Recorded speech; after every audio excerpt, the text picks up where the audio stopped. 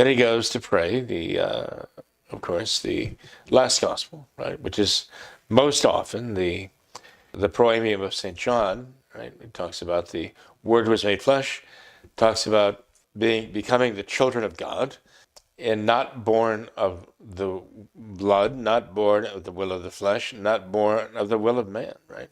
But are born of God.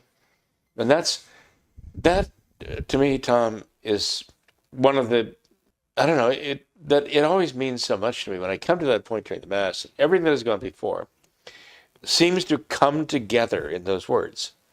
It all seems to sum it up there.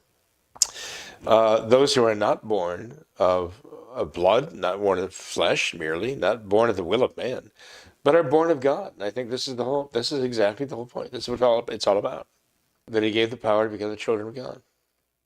We see this in his consecration. We see this in his in the sacrifice. We see this in the communion. This is the point of it all, and it's all summed up right there in those beautiful words of Saint John. And the first chapter of St. John's Gospel, chapters, verses, 18, 16, 17, 18. It's all beautiful. So I'd recommend that people begin to pay attention as prayers. I'm afraid that by the time people get to that point in the Mass, their minds are already thinking in terms of tending toward the door. But I would ask them to hold on a little bit and to focus. They have in their missals the words of the prayer that the priest is praying when he's bowed low. They have then the sight of him turning and blessing them, tying it in with what he's just prayed for them at the altar, and then going and praying these beautiful words of the Gospel of St. John.